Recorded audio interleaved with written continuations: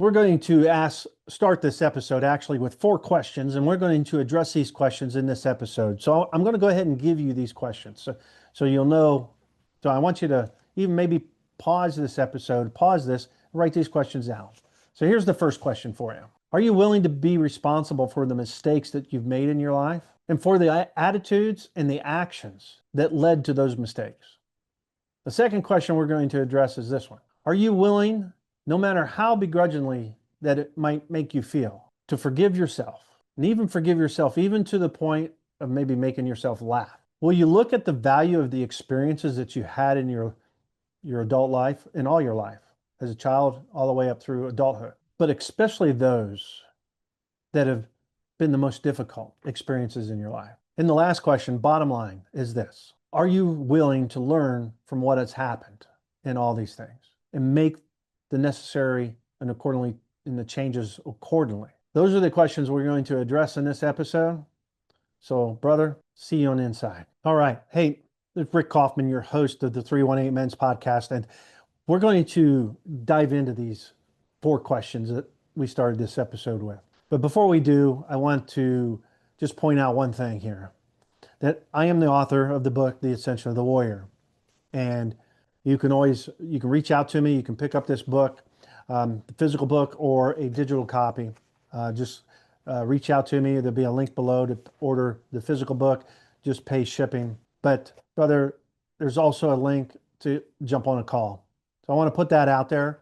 Not that you have to do anything now, but if you hear something in this episode of this podcast, I want you to understand that, God's reaching out to you one way or the other. And we're going to get into some experiences in our life. We're going to talk about these experiences and how one of these experiences is about the experience you're having and the interaction you're having with me via this video podcast or audio podcast, or maybe a short or something that you saw online, because all of it is an experience that makes a deposit into your life. So let's get into this episode, brother. So the first question is, are you willing to take responsibility for the mistakes you've made in your life? Now, you might be one of these guys that says, I don't make any mistakes. It's always somebody else's, it's their problem. But you might be sleeping on a friend's floor. Your wife could have kicked you out of the house. Your business is suffering. You've had to lay people off. Maybe you're in a situation with the government shutdown right now that you're struggling because you can't get paid by the government because maybe you work for the government or you do contracts for the government and they're not paying their bills. And so you can't pay your bills. Are you willing to take responsibility for that? Now, the thing about it is most people would say, I can't take responsibility for the government shutdown. I can't take responsibility for that.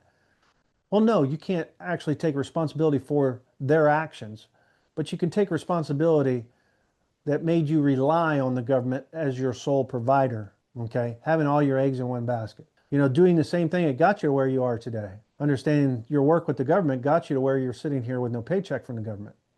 Are you willing to take that responsibility? Now, am I saying that you need to leave the government work or you need to find other places if you're self-employed and own a business and you do contracts with the government? No, that's not what I'm saying. That's between you and the Lord. If that's what he directs you to do, then my suggestion to you is be obedient to that and do that, because he will bless the obedience that you show. But when you go out on your own and stand on your own understanding, there a lot of times is no blessing, or the blessing's temporary, because these mistakes or these problems that keep reoccurring in your life creates an attitude in our life, and that attitude just keeps us perpetuating the same thing. See, this boils down to Romans 12:2. Romans 12:2 tells us that, be transformed by the renewing of the mind. In other words, it's about thinking differently. I want to read you a quote by Albert Einstein. We cannot solve our problems with the same thinking that got us to where we are today. Now, I don't know, he's a genius, right?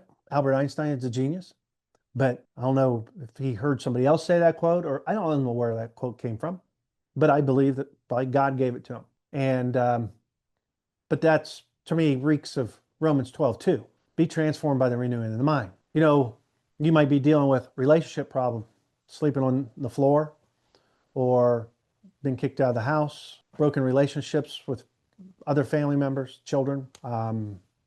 Maybe it's the ex-wife. Could be a number of things. Or it could be your health. You're on a diet, you go to the gym, you work out, you've hit a plateau and you just can't seem to break that next threshold. You've got results early on and the results have become stagnant. Your business, same thing. Leads have dried up. No, well, it's the algorithm.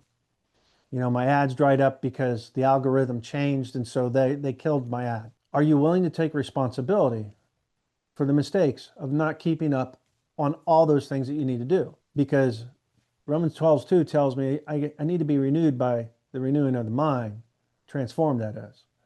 And so the thinking that I got me here won't get me there.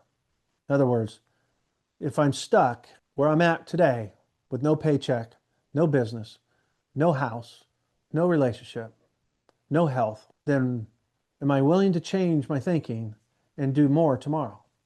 Grant Cardone has, 10X.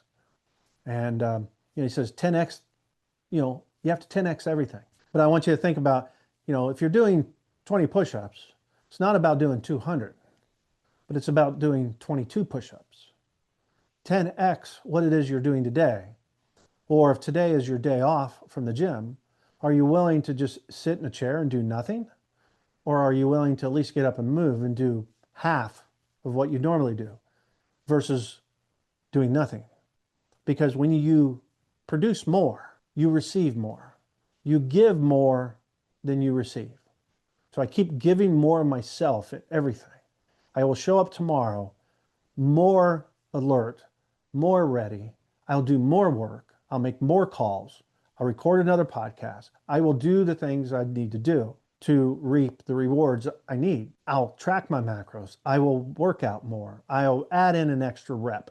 I'll do the little bit extra that I need to do to get over that next hump, to get to the next level, that next peak. So it's a peak, okay, a pit to peak journey. We are in the 3 fires, 318. The 318 method deals with the 3 fires. The first fire is the fire of pain. The second fire is the fire of purpose. The third fire is the fire of power. We want to be in that situation where we are in purpose and power. In order to do that, we need to change the way we think. Thinking the way we did. In other words, taking responsibility for our actions that got us to where we are today. It is not their fault. It is not their fault. It is not anybody's fault but yours. For the mistakes that you made, for not tracking what you need to track, for cheating where you cheat, for doing the things you're doing, for not standing up for what is right, and not putting in the battle and the fight that you need to put in. Because each and every day is a battle. The ascension of the warrior is about ascending every day, waking up every day, 1% better today than I was yesterday. It's a compounding. If you've ever done investing in money and market, I used to be a financial person. I worked for Chase Bank. I was an investment representative, and it's the power of compounding interest. So if I compound my work, it'll pay dividends later down the road. You will reap the results and the fruit, but first you need to own up to the mistakes and understand your shortfallings. This talks about step 1, 2, and 3 in my book. Step 1 is, what is God saying to you? It's about questions. God's asking, what you need to do really is, God's not asking you questions. You need to ask questions to God.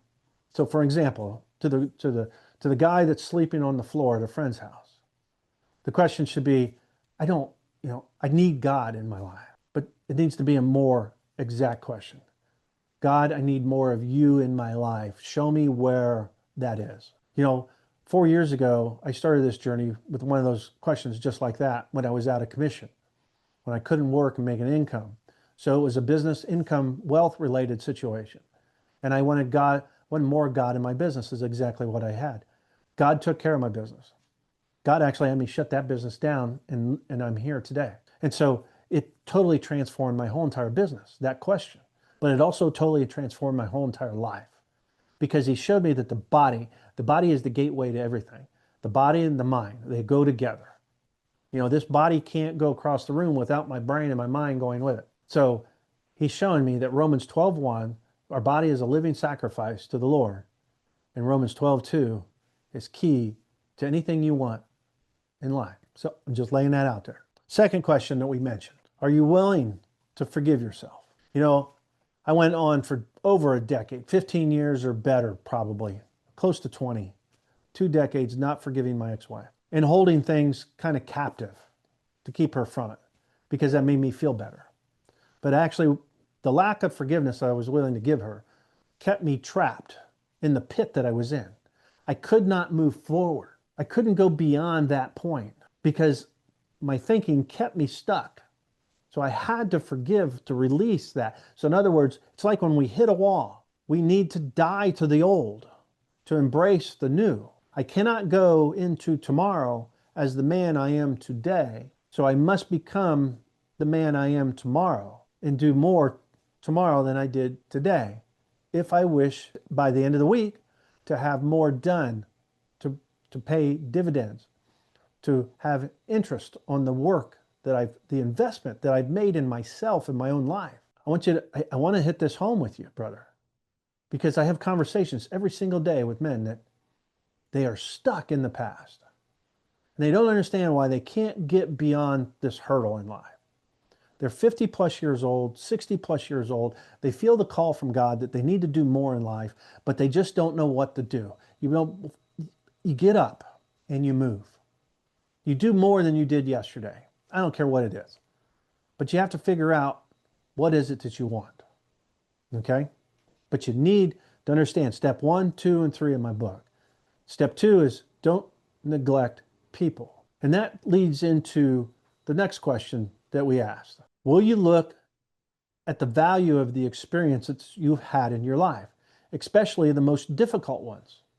So the experience I had with my ex-wife, the experience that I had with the loss of my daughter in 1993 when she was 3 years old. These are the most difficult experiences in our life, but they are the ones that produce the greatest fruit in our life. They all brought value into my life, but in that particular moment in time, we can't see the value. I get that. I can't coach somebody through the pit of their life until they're ready to embrace the peak of where they want to be. But when they can't see the peak, it's so hard to get out of the pit, but it's got to start someplace. So there's that healing piece, which is step 3, healing the hindsight, the things behind us. This is the value. You know, I was recording my book, and in the dedication of the book, I was naming off all the people that I could, which I'm sure I left out hundreds. But these are people that in my life, they made deposits into my life.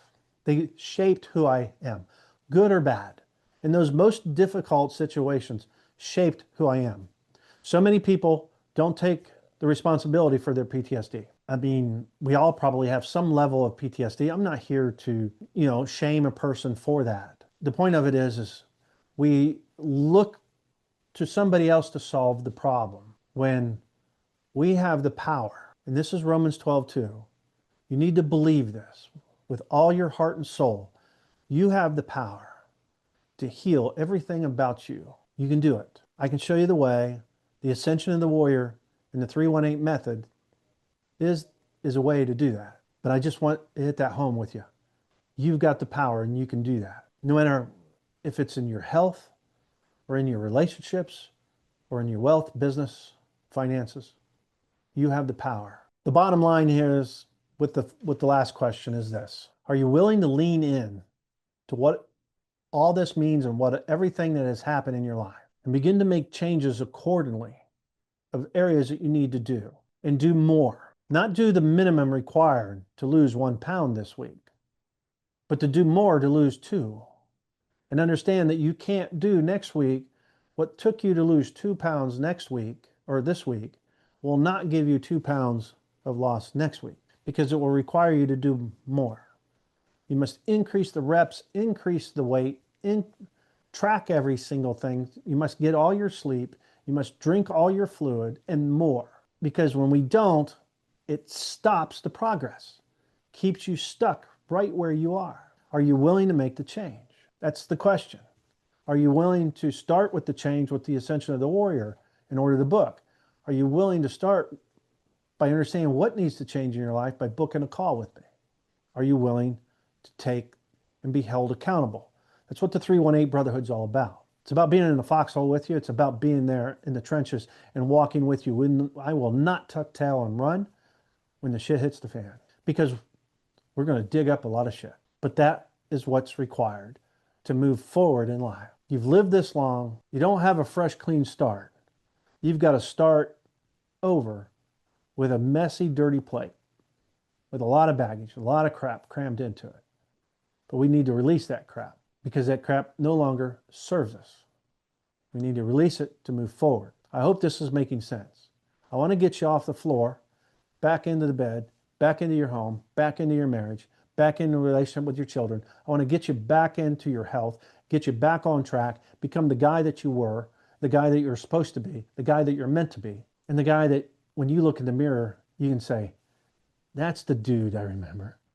That's the guy that, yeah, I thought he was dead. I thought he was gone. I want to hear that. And brother, and you can do that now, because that man, that guy is still there.